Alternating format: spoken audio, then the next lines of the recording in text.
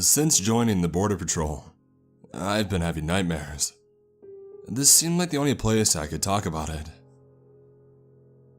In the last one, I'm tracking somebody through the desert on a moonless night. My flashlight chases 2 pairs of footprints until I get to a clearing, and then the tracks end in the middle of the dirt. It doesn't make sense, but maybe the wind blew them away, or they were abducted by aliens, or maybe it's an ambush. Unsettled, I start to head back, fast, but then I trip on something in the dark dirt. My head hits the ground and my flashlight flies into the brush away from me. As I try to get up, there's this resistance on my neck. I strain to lift my head and the resistance becomes a force, a pull. Finally, I turn to see an ashy hand tugging at my collar, and it wants me to join it in the dirt. That's when I wake up and I see it's just Steve pulling at my collar. Steve's my journeyman. We are at a port of entry at the US-Mexico border, watching the live feeds all night. I must have fallen asleep. Look alive, Dom, we got bogeys. He points at a drone video feed and I see a man, a woman, and a child at the fence. The man cuts a hole in it while the woman watches. The kid just sort of stares into the blackness. As I try to figure him out, he turns to the camera. Maybe it's because of the nightmare, but his blank face, quivering with black and white pixels, looks like a nest of worms to me.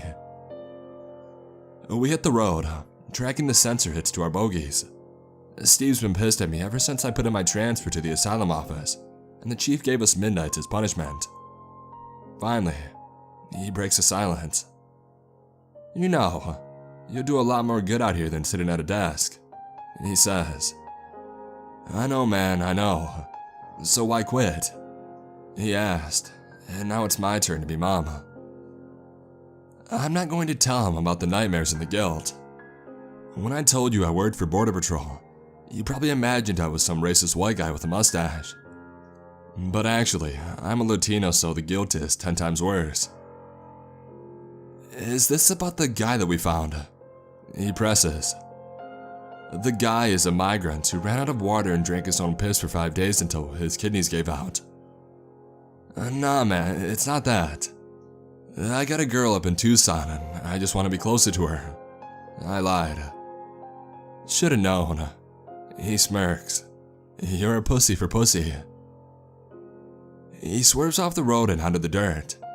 We're headed straight for the border now when the sensor hit stops moving.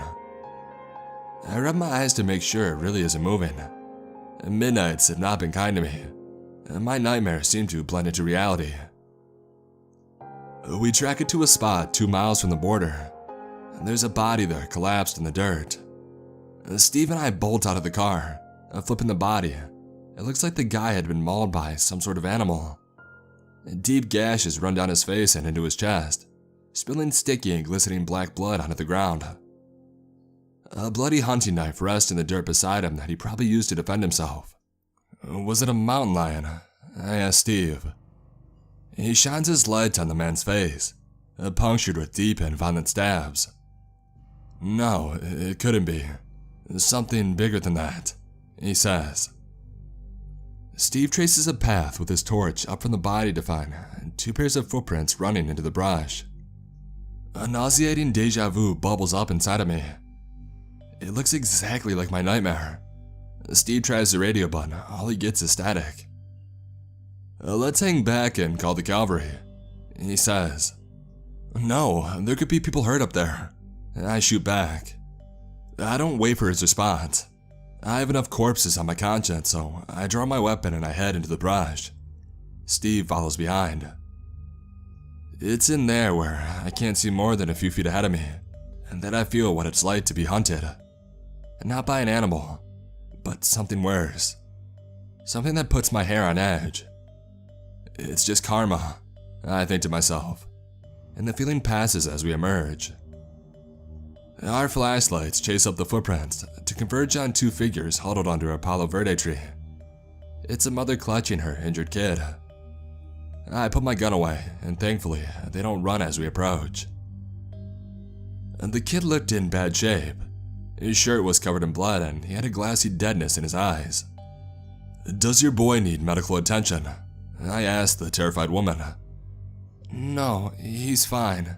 Just scared," she replies. "Do you have any weapons on you?" Steve barks at her. "No, nothing," she says.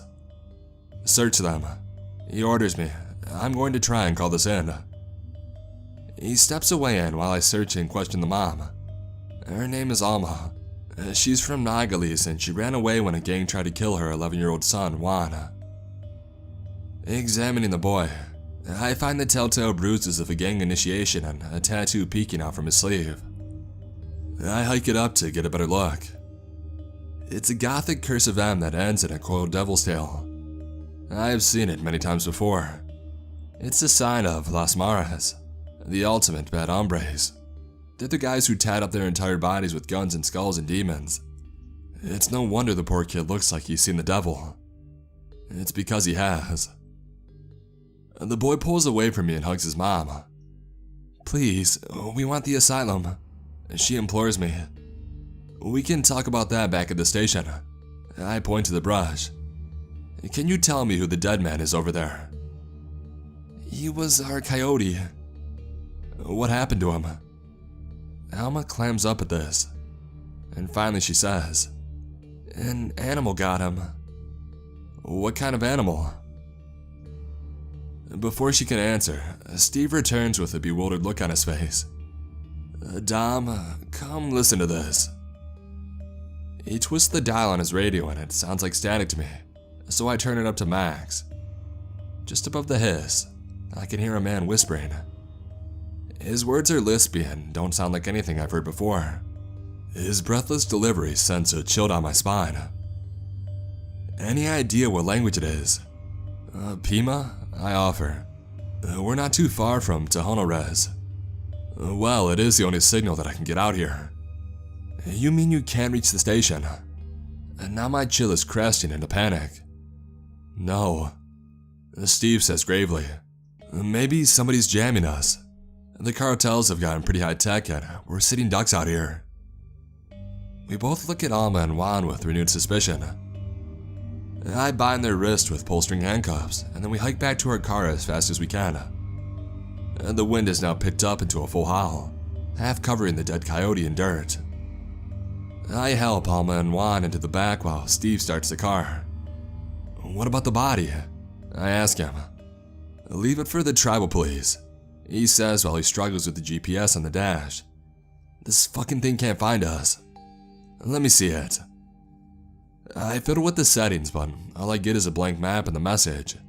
GPS signal not found. The headlights on our vehicle beam pathetically into the darkness, and then we only can see about 30 feet of dirt. Without our GPS, we might as well be on the moon. Try restarting the car, I suggest. I'll try my phone. I pull up the Maps app and I get the same message. No signal. I even stick the phone out of the window, but still nothing. Nothing on my phone either. What about you? Steve bangs on the dash in frustration. Nothing. Maybe the satellite is down. GPS is the US military, so unless World War III just started, then it's not the fucking satellite. Is everything okay? Alma asks from the back. Yes, everything's fine, I say. Then why aren't we going?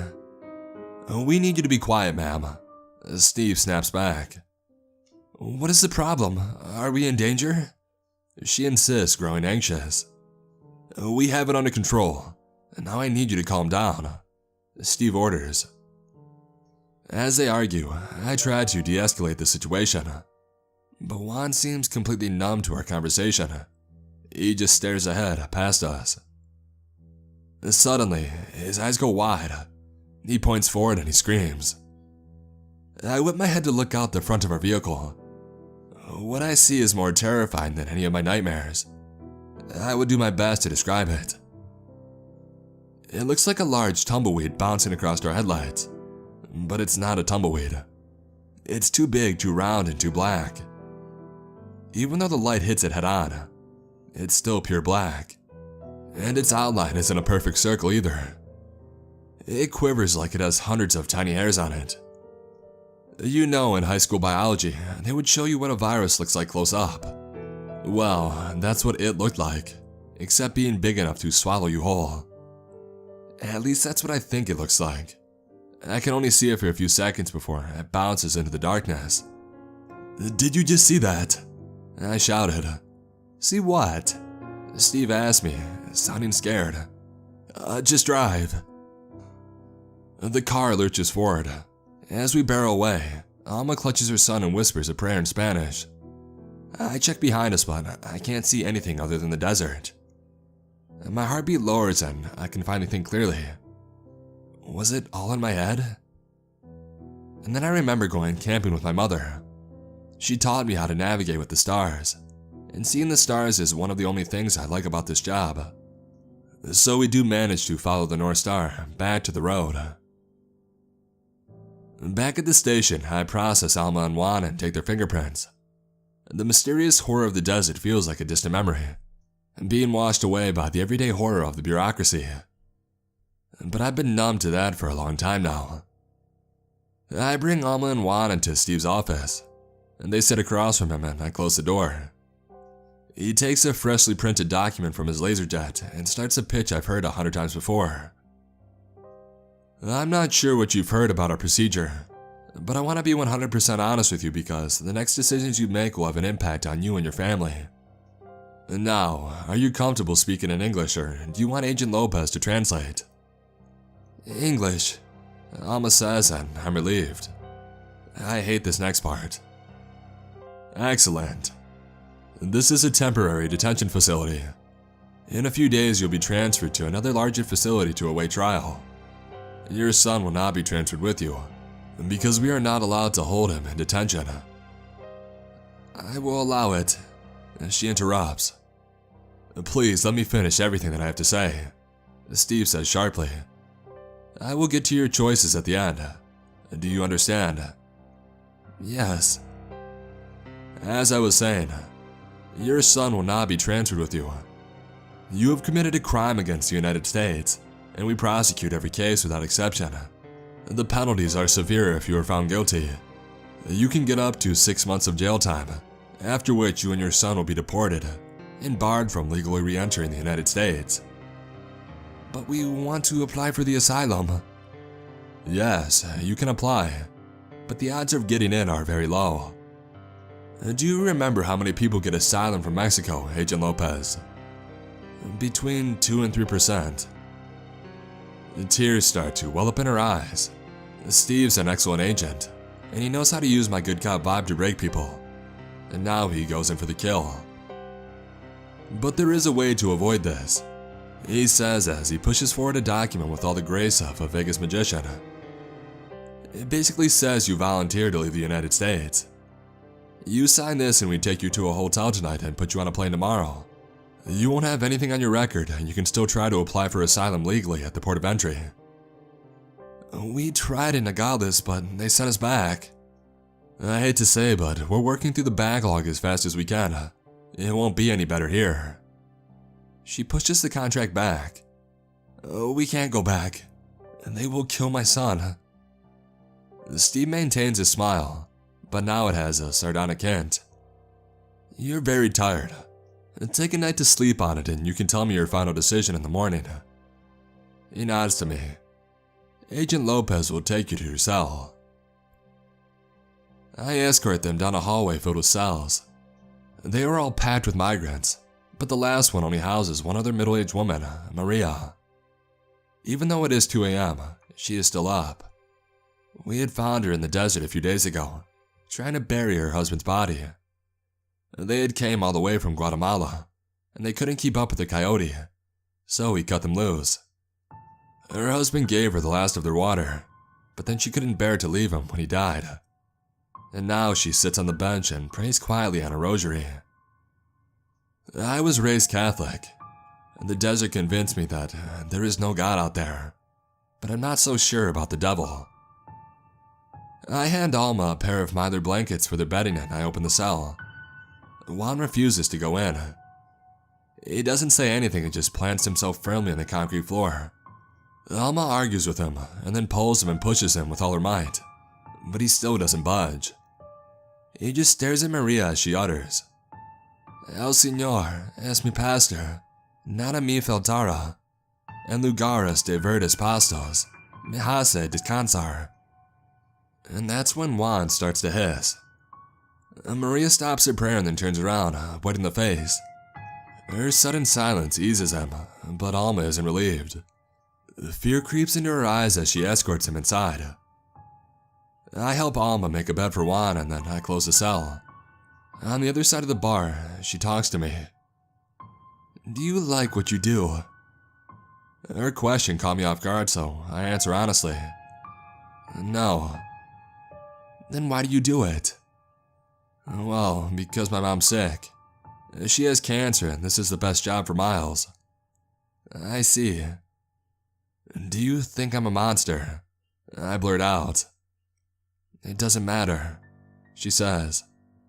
"I committed a crime because my son will die, and you commit a crime because your mother will die. There is no real choice when your family is in danger."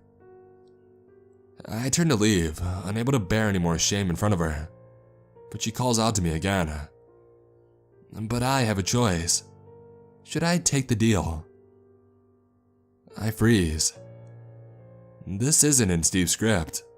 I already feel so much guilt for my decisions that the weight of others will crush me. "Forget it." Her eyes sink to the ground, and she turns to rejoin her son.